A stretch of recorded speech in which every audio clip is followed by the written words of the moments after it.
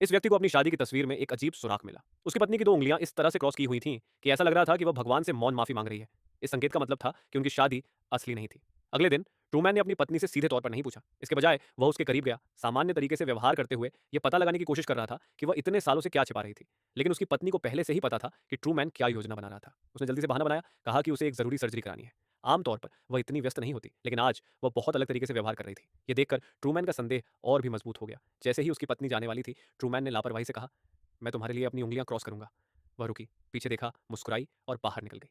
Trueman चुपचाप उसके पीछे अस्पताल गया, लेकिन एक नर्स ने उसे प्रवेश द्वार पर रोक दिया। उसने जाने का नाटक किया, लेकिन जल्दी से मुड़ा और नर्स के पीछे चला गया। रास्ते में व्हीलचेयर पर मरीजों की भीड़ ने उसका रास्ता रोक दिया। ट्रूमैन ने चालाकी से अपना रास्ता बदल दिया। गलियारे में वो एक नर्स टकराया जो एक ट्रॉली को धक्का दे रही थी। उसने कहा, चलो मैं तुम्हारी मदद करता हूँ।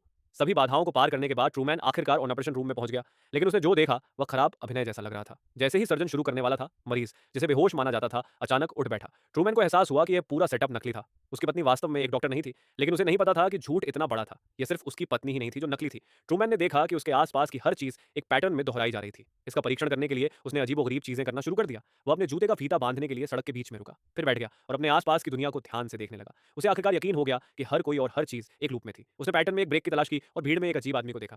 टोपी पहने हुए वह आदमी ट्रूमैन को करीब से देख रहा था, लेकिन जब ट्रूमैन ने उसे देखा तो वह जल्दी से गायब हो गया। ट्रूमैन ने उसका पीछा करने की कोशिश की, लेकिन एक बस अचानक उसके सामने रुक गई। उस पल उसे याद आया कि अगली गाड़ी हरी होगी। वह आत्मविश्वास से मुड़ा और हरे रंग की कार को रोकने की कोशिश की। उस पल ने उसे और भी यकीन दिलाया कि कुछ गड़बड़ है। वह अचानक एक कंपनी की इमारत में भाग गया जहां कोई भी उसे नहीं पहचानता था। लोग उसे देखकर घबरा गए।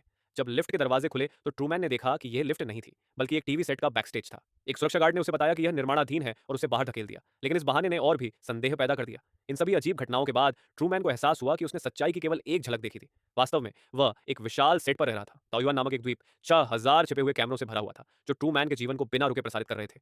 2 अरब लोगों ने उसका जन्म देखा और 190 देशों ने उसे चलना सीखते देखा। समुद्र नकली था, आकाश नकली था और यहाँ तक कि द्वीप पर रहने वाले लोग भी नकली थे। वे 30 साल तक ट्रूमैन के साथ रहे, काम किया और बड़े हुए थे। वह कैमरों की नजर में रहता था, यहाँ तक कि उसकी पत्नी ने भी उसकी पत्नी का किरदार निभाने के लिए अपनी जवानी छोड़ दी थी। दर्शक नकली हाव भाव और ओवर एक्टिंग से थक चुके थे। तो एक निर्देशक ने दुनिया का सबसे प्रसिद्ध reality show the Truman show बनाया।